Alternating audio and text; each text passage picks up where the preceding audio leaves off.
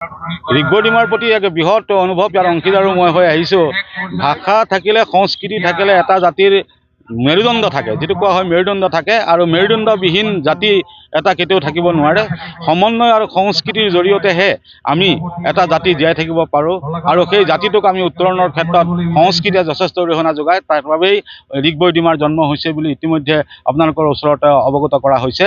সমন্বয় যিটো বস্তু, এই সমন্বয়ৰ কাৰণে আমি যদি ইজনে সিজনক চিনি নাপাওঁ, ইটো ভাষাৰ মানুহে ইটো ভাষাৰ লগত যদি সমন্বয় নঘটাওঁ, তেতিয়াহ'লে কিন্তু আমাৰ মাজত যিটো মিল আৰু আমাৰ মাজত থকা যিটো ঐক্যতা, সেইটো ঐক্যতাটো লাহে লাহে কমি যোৱাটো আমাৰ মাজত দেখা যায়।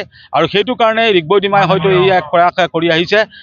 আমি এইটো কথাই ক'ব বিচাৰোঁ যে অসমৰ বিভিন্ন নৃগোষ্ঠীয় জনগোষ্ঠীবিলাকৰ মাজত যি বাৰেৰহণীয়া সংস্কৃতি আছে, সেই বাৰেৰহণীয়া সংস্কৃতি আমাৰ সমন্বয়ৰ প্ৰতীক। আৰু আমিও কাৰ্বি আংলং জিলা বা লাংখুইত এই সমন্বয়ৰ প্ৰতীকটোক বিভিন্ন জাতি জনগোষ্ঠীৰ মাজত আমি ঐকান্তিকভাৱে প্ৰচেষ্টা আগবঢ়াই লৈ গৈ যে আমাৰ মাজত যাতে ভাতৃত্ববোধৰ এনাজৰীডাল যাতে অধিক কটকটীয়া হৈ থাকিব পাৰে, তাৰে এক প্ৰয়াস কৰা হৈছে।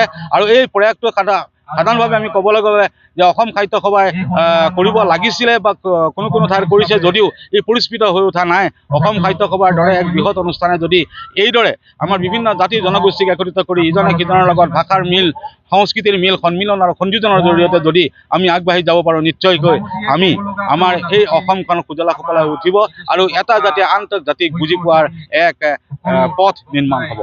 যদি ঋগ্বদিমাৰ দৰে মঞ্চ নাথাকিলেহেঁতেন, তেতিয়াহ'লে মই অসমীয়া ভাষিক হিচাপে মই বড়ো মানুহ এজনক লগ নাপালোহেঁতেন, মই ডিমাচা মানুহ এজনক লগ নাপালোহেঁতেন, বা মই কোনো তিৱা মানুহ এজনক লগ নাপালোহেঁতেন, কাৰ্বি মানুহ এজনক লগ নাপালোহেঁতেন। এইটোৰ দ্বাৰা আমাৰ কালচাৰটো হয়, যিটো সমন্বয় আৰু কালচাৰ, এই কালচাৰখিনি একেলগ কৰি পেলাই, একত্ৰিত কৰি পেলাই, একোখন মঞ্চত উপবিষ্ট কৰি পেলাই এই কালচাৰটো যাতে অধিক উত্তৰণ ঘটিব পাৰে আৰু তাৰ জৰিয়তে যাতে আমাৰ ভাতৃত্ববোধৰ এনাজৰীডাল কটকটীয়া হয়, তাৰ এক প্ৰয়াস অনুভৱ।